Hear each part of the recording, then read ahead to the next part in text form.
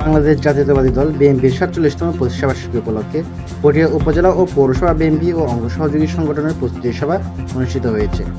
আজ বিকাল ৫টায় পটিয়া উপজেলা ও পৌরসভা বিএনপির কার্যালয়ে পটিয়া উপজেলা ও পৌরসভা সহ বিভিন্ন ইউনিয়ন ও ওয়ার্ডের নেতৃবৃন্দরা উপস্থিত ছিলেন। মুক্তিযোদ্ধা মোহাম্মদ আবুল ফয়েজের সভাপতিত্বে প্রস্তুতি সভায় প্রধান অতিথি হিসেবে উপস্থিত ছিলেন চট্টগ্রাম দক্ষিণ জেলা বিএনপির সাবেক সিনিয়র যুগ্ম আহ্বায়ক আল হাসান আমুল হক এনাম।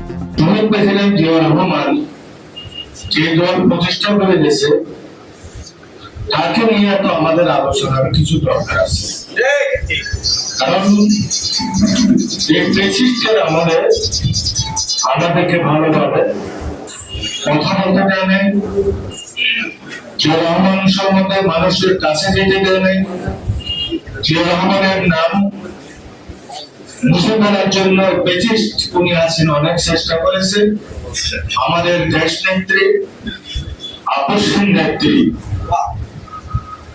বেগম খালেদা জিয়াকে কারাগারে রেখেছিল আমাদের প্রিয় নেতা, বাংলাদেশের অহংকার, বাংলাদেশের স্বপ্ন, বাংলাদেশ জাতীয়তাবাদী দলের ভারপ্রাপ্ত চেয়ারম্যানকে বিদেশে রেখে দিয়েছিল। কারণ এই ফ্যাসিস্টের বয়স ছিল একমাত্র তারেক রহমান। উক্ত প্রস্তুতি সভায় আরও উপস্থিত ছিলেন উপজেলা বিএনপির সাবেক সদস্য সচিব মোহাম্মদ খোরশেদ আলম, পৌরসভা বিএনপির সাবেক সদস্য সচিব গাজী মোহাম্মদ আবু তাহের।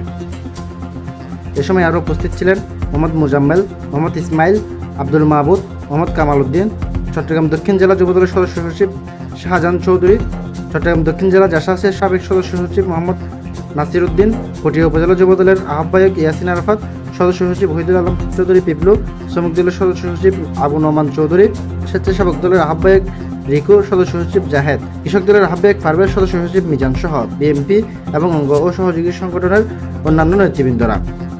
সবাই বক্তারা আগামী ১ সেপ্টেম্বর বিএনপির প্রতিষ্ঠা বার্ষিকী সুষ্ঠু ও সুন্দরভাবে উদযাপনের বিষয় সহ সংগঠনের বিভিন্ন বিষয়ে আলোচনা করেন। আবু মারুফ রাব্বি, দৈনিক পটিয়া। আপনার সেই ১৭ বৎসরের পড়াশোনার বড়াই আপনারা ক্ষণে ক্ষণে করেন। আমরাই মিছিল করেছি, আমরাই সংগ্রাম করেছি, আমরাই মামলা দিয়েছি, আমরাই নিপীড়নের শিকার হয়েছি। আওয়ামী লীগ তাড়ালে আমাদের তাড়িয়েছে, দাপড়ালে আমাদের দাপড়িয়েছে, নিপীড়ন করলে আমাদের নিপীড়ন করেছে, আর আমাদের সব নির্যাতন মাথায় নিয়ে আমাদের অভিভাবকত্ব যিনি দিয়েছেন এনামুল হক। চাঁদাবাজি হয়, কে টাকা তোলে, গোপনে আপনি খবর নিয়ে দেখেন। নিরপেক্ষ একটা লোক দিয়ে শান্তির হাতে গাড়ি থেকে কে টাকা তোলে খবর নিয়ে দেখেন।